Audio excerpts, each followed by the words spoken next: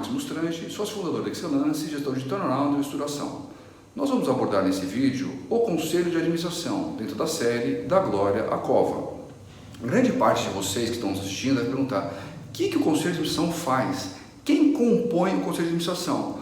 Porque para a grande maioria de vocês, o Conselho de Administração é uma entidade etérea, longe, afastada, não está no seu dia a dia, vocês não têm contato com eles. Vocês de vez em quando vê algumas pessoas mais velhinhas, entrando todas engravatadas, bonitinhas, parecendo lords ingleses, falam assim: aquele é o Conselho, e vocês não têm contato. Uma parte pequena de vocês, que é a diretoria, vai ter contato através das demandas do Conselho, que dão muito trabalho no seu dia a dia, nós já vamos abordar isso.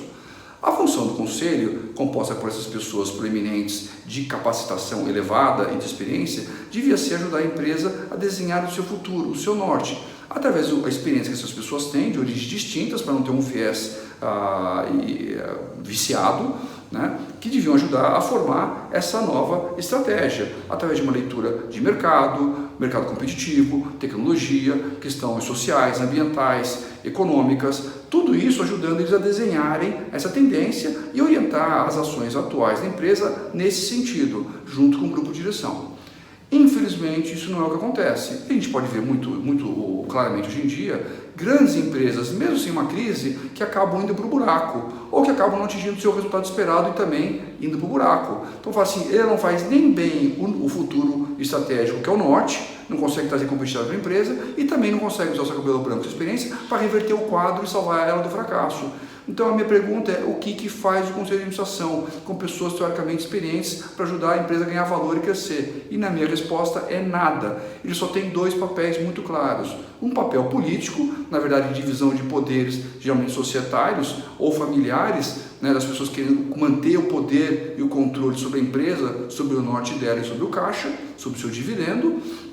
Ou então a questão de propaganda, falar para o mercado: olha só o que eu tenho no meu conselho. Se essas pessoas que estão no meu conselho não falam nada, que está tudo bem, minha empresa é boa, compre mais e suba o valor dela. Esse é o grande interesse por trás, na minha opinião. Bom, como nós somos gestores de interinos, que andamos volta e meia em empresas com problemas, e a gente encontra muita empresa com conselho de administração, a gente fala assim: por que essa empresa com conselho de administração está aqui? A gente precisa entender isso. E nada mais fácil, novamente, que entender o casal: pessoas e sistema de incentivo, que vai dar o sistema de gestão de performance.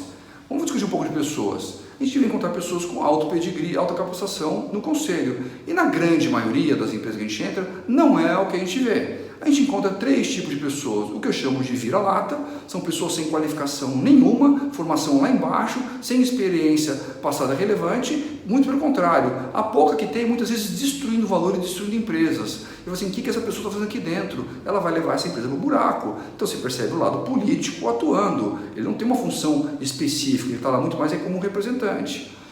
O segundo tipo de pessoa que a gente encontra claramente ali dentro é o jabuti, em cima da árvore. O conselho é a árvore, está lá em cima da árvore. O jabuti não voa, alguém pôs lá. Quem pôs lá essa mão é o acionista, né? Nada mais é do que uma marionete do acionista, levando as ordens e as vontades do acionista para dentro da empresa, de uma maneira indireta, continuar tendo controle na direção da empresa, exercendo poder na direção da empresa.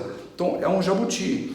E o terceiro tipo de pessoa que a gente encontra lá, eu chamo, são os desempregados profissionais. Com essa crise que a gente está vivendo, grande parte dos profissionais, às vezes mais experientes, e até mesmo jovens, vão nesse monte de instituto de governança que está surgindo, paga lá o seu diploma, daqui a 6 meses, 9 meses, seu diploma, fala assim: eu sou conselheiro. E não sabe nada, não teve experiência, não tem capacitação, não tem vivência prática para poder andar no norte, nem para o dia a dia, quanto mais para o norte. Ele não é um visionário, ele não conhece a indústria. Então o que ele está fazendo ali? Ele só está pensando em fechar a conta no final do dia, do seu salário, do seu bolso. E quem sabe cavar um retorno para o emprego novamente, que esse sim é o principal interesse desse grupo de pessoas.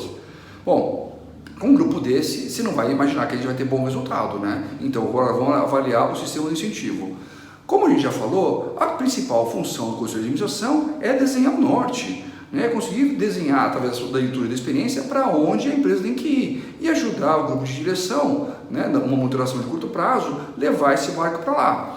O que acontece, que a gente acabou de ver no Jornal Valor Econômico, de uma pesquisa recente, de mais um desses institutos de governança, é que mostra que 30% ou mais do tempo dos conselhos de administração no Brasil, das empresas do Brasil, gastam discutindo questões do passado, questões de gestão, ingerência no negócio, e não olhando o futuro. Né? E eu digo claramente, o sistema de incentivo do conselheiro deve ser composto de duas partes, o curto e o longo. Como o grande ganho da empresa a longo prazo, 70% a 80% do ganho do conselheiro devia vir de resultados de longo prazo, valorização da ação, EVA, lucro, né? Esse devia ser o sistema de incentivo dele. E 20% a 30% no curto prazo, pelo tempo que ele dedica a reuniões, aos estudos e às análises. Mas não é isso que a gente percebe no Brasil hoje em dia. Esse estudo mesmo mostra, e a gente tem essa prática, que 100% da remuneração da maioria dos conselhos das empresas no Brasil é de curto prazo. Então, assim, está totalmente descalibrado. O benefício que ele traz, teoricamente, é no longo prazo e ele não é remunerado por isso. Ele é remunerado totalmente no curto prazo, o que vai trazer um viés nefasto que nós já vamos discutir. Discutindo longo prazo, ele não só não tem um sistema de incentivo, que seria a valorização, por exemplo, das ações, ou de um EV, ou de um Phantom, mas ele ainda tem o seu risco legal protegido. O conselheiro ele tem um risco legal.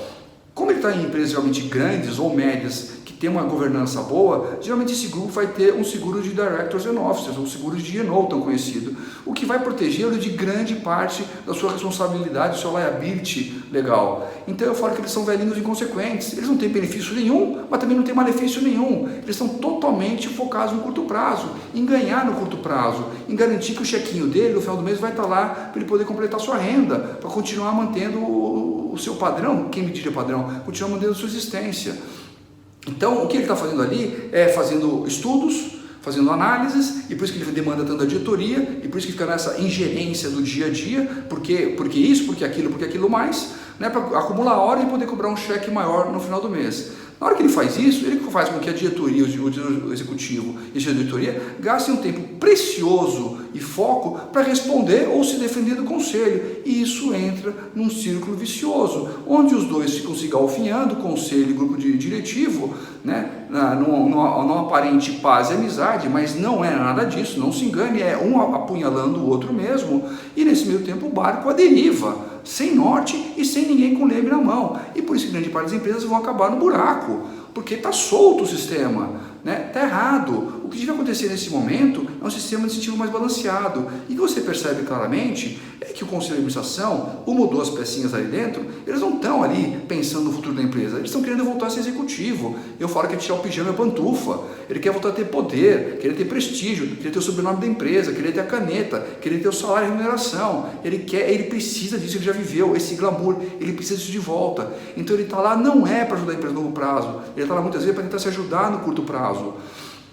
E isso acaba levando a empresa para o buraco. Então, do ponto de vista do sistema de incentivo, eu diria que o conselho de administração, como eu já disse antes, devia ter 70% a 80% do sistema de incentivo no longo prazo, 20% a 30% no curto, e o grupo de diretor, 70% a 80% do curto prazo, executando a estratégia que está sendo desenhada, e 20% a 30% no longo. E aí trazer um balanço de maneira que os dois órgãos trabalhem equilibradamente na obtenção tanto do curto quanto do longo, que é o interesse dos dois. E não é o que acontece na grande parte das empresas. E grande parte da culpa disso é do acionista, que na verdade não está nem se preocupado com isso, ele está preocupado com a disputa de poder, geralmente entre os acionistas, e de gestão da empresa, e geralmente do caixa, né, do dividendo. Essa é a grande preocupação dele. E as pessoas que estão de fora não entendem o que está acontecendo, só vê que tem algum barulho. Bom, espero com isso ter explicado para vocês um pouquinho mais o que devia ser o conselho de administração, a sua composição, o resultado esperado e o que a gente não vê hoje em dia, nem no curto nem no longo prazo. Novamente, eu falo para vocês, um órgão totalmente sem função, na minha opinião. Espero encontrar vocês no próximo vídeo, onde nós vamos discutir o outro elemento da crise, que é o executivo-chefe e a sua diretoria fechado em copas, se defendendo de tudo e de todos, com o barco indo para o fundo do mar. Como a gente fala por aqui, águia voa com águia.